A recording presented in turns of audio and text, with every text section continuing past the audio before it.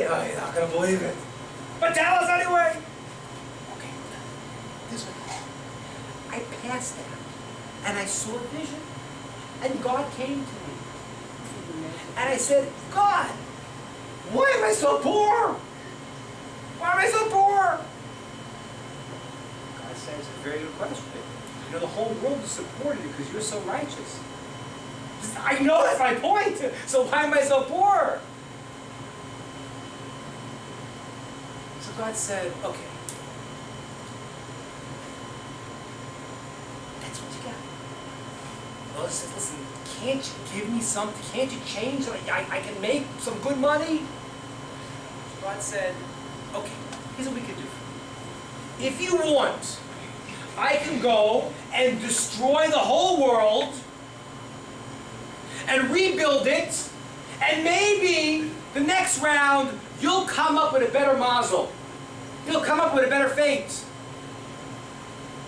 So Rabbi says to him, maybe? You can destroy the whole world and just maybe? Maybe he told me for sure, but he said maybe I'll have a better mazel? He said, listen, do I live most of my life or do I have most to go still? And God said, you live most of it already. I said, okay, so forget it. I'll make it the rest of the way. And then God told him he's going to give him this tremendous reward, and he wakes up. Okay. Now, think about this story. What is bizarre about the story besides the whole thing? It's very bizarre.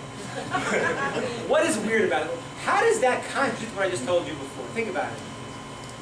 What does God say? Rabbi Elazar says, God, can't you give me better tools? Can't you give me better mazel? What did God say to him? No. Start the world again. Destroy the whole world, start again. Well, I don't get it. Why do you have to do that? Just give him a hamburger. You know, just give him a better mazel. Let him have some food. Let him do well in business. Why in the world would God say, I can't do that? We just said before, God could change a person's tools. He could change our mazel. Why did God say to him that I can't change your fate, your mazel, not destroying the whole world? What does that mean? So there's one very, very deep point. If we get this, we're going to understand the whole thing. This is a very deep point the Kabbalah is saying. Try to get this one point.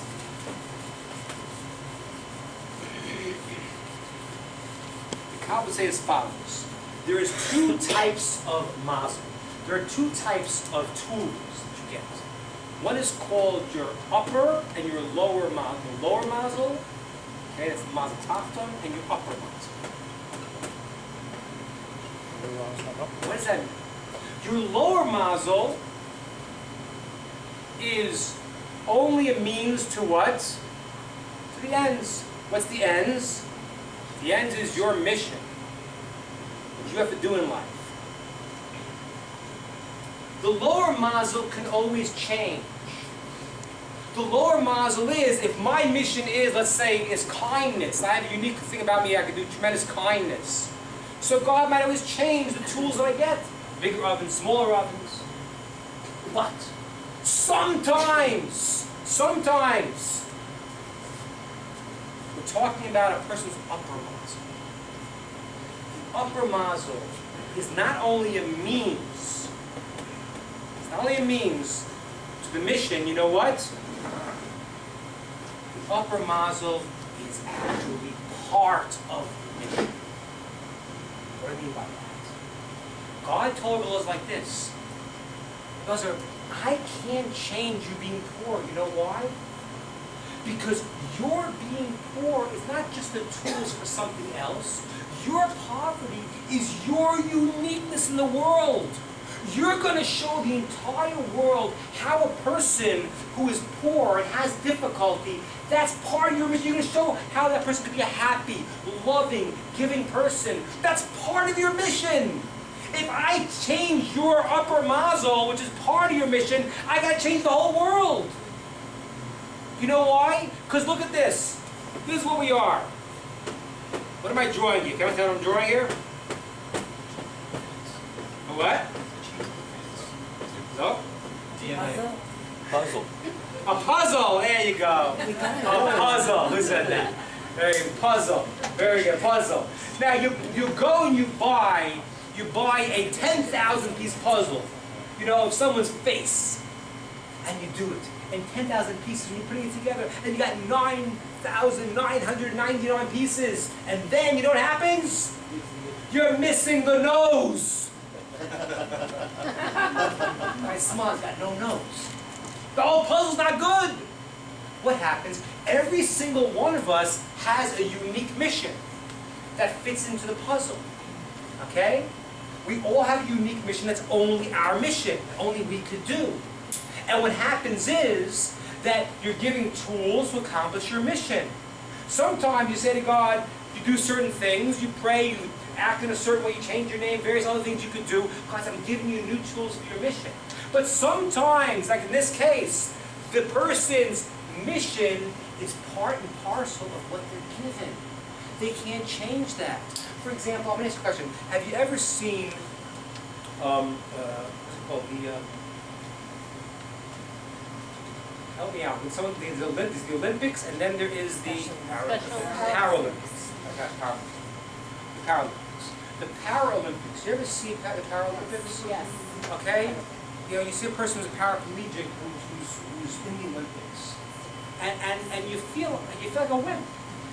You feel like, you know, I'm sitting here, a couch potato, you know, just sitting on the couch. It's like, now, here's the point here. The person, and this may sound cruel, but it's reality, that person is not going to develop use of their legs. That is not happening right now. Okay? So when I talk about their tools changing, they're not going to change that. But what Natalie Sheva said before, that might be part of what they have to show the world. That becomes part and parcel of their mission. Let me give you an example. I had a very short football career. Very short. It was one game. One game.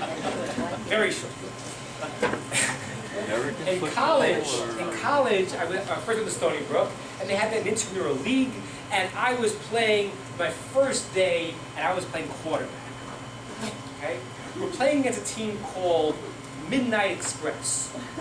Now, those who remember the movie, back in the old days, it was a very grotesque, some grotesque parts about it. They called it the Midnight Express, and there's a reason why they did that.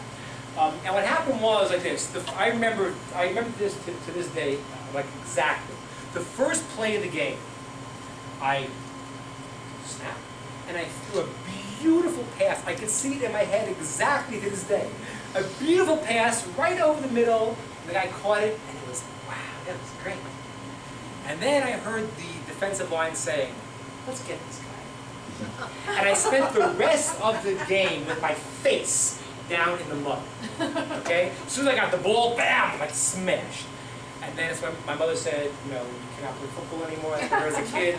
So I said, Mom, you're right. I'm not. It's not for me.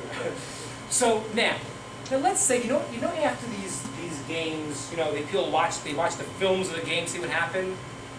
Let's say we're going to the clubhouse to figure out why they keep smashing me. How come I'm not being protected? Now, let's say, for example, watching the game, the film, and we see the guy, John, he is the offensive lineman. He's 400-pound lineman, muscles. He got muscles on his earlobes, right? And he's there, and we see him now in the film, when he's supposed to protect me, he starts running down the field. And every time he runs on the field, I get smashed. We say to him, John, we saw the film. I don't understand, what are you doing? Why are you doing this? Why are you running on the field instead of blocking? He says, you know why? Because I want to be one of those sleek running backs, scooting down the field. John, you weigh 40, 50 pounds. You can eat them for lunch. What are you doing? That's not you. That's not who you are. You have a different job. You have a different mission. Listen to the amazing thing. John has the soul of a lineman.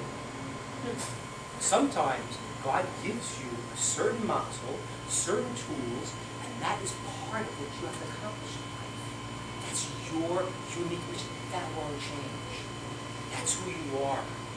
That's your part in the jigsaw puzzle. That's what you have to accomplish. I gave this example one time, but I want to give it again. I would imagine if you got a phone call, okay? You got a phone call. Matt, imagine what happened if you got a phone call tomorrow from the CIA. The CIA said, Matt, we've checked out all the people in the world, and we have a mission that has to be done, and only you can do it. The fate of the entire free world is on your shoulders, Matt! That's scary.